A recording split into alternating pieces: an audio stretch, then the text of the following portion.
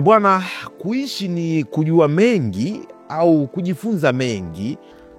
Msichana mdogo mwenye umri wa miaka 2 na miezi 8 aliyetambulika kwa jina la Alyatara Shakya ameteuliwa kuwa kamali mpya wa Nepal, cheo kitakatifu cha kidini kinachomfanya aheshimiwe kama mungu wa kuishi miongoni mwa Wahindu na Wabuddha nchini humo. Akiwa amebebwa na wanafamilia, Alyatara alisindikizwa kutoka nyumbani kwao katika uchochoro wa Kathmandu hadi kwenye Kumargarh, hekalu la kifalme ambalo sasa litakuwa makazi yake kwa miaka kadhaa ijayo. Hili linafanyika katika sherehe maalum, ikiwa ni sehemu ya maadhimisho ya siku 8 ya Darshan, tamasha la kidini la siku 15 linaloadhimisha ushindi wa mema dhidi ya maovu. Kumari hakuchaguliwa kutoka koo za Shakya. Nafasi ya Kumari inaheshimiwa na waumini wa dini zote mbili,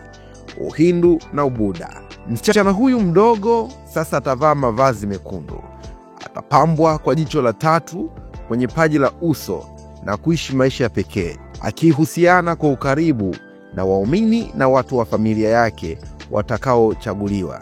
Anaonekana hadharani wakati wa sherehe maalum ambapo waumini hupanga foleni kumwona, kumgusa miguu yake na kupokea baraka kutoka kwake. Miongoni mwa watu ambao wanafanya hivyo anakuwepo pia rais wa taifa hilo, baba yake Ananta Shakya. Yeye amesema kuwa alikuwa tu binti yangu jana, lakini leo hii ni Mungu.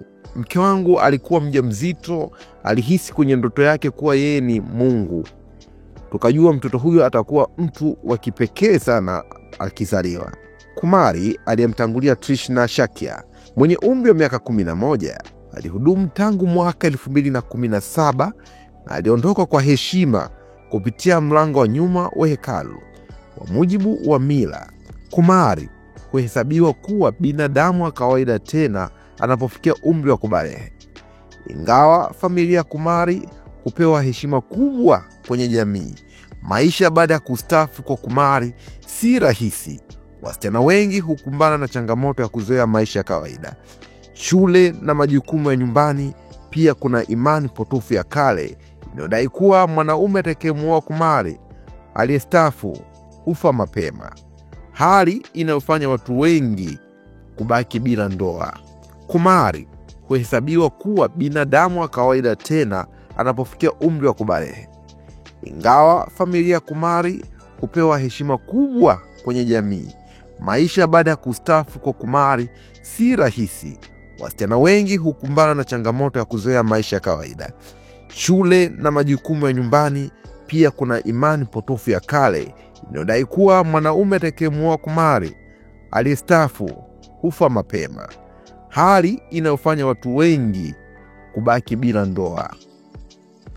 Hii ni Mwananchi Digital. Endelea kufuatilia kupitia platform zetu mbalimbali ili ufahamu mengi juu ya visa kama hivi kutoka ndani na nje ya mipaka Tanzania. Tafadhali baki nasi.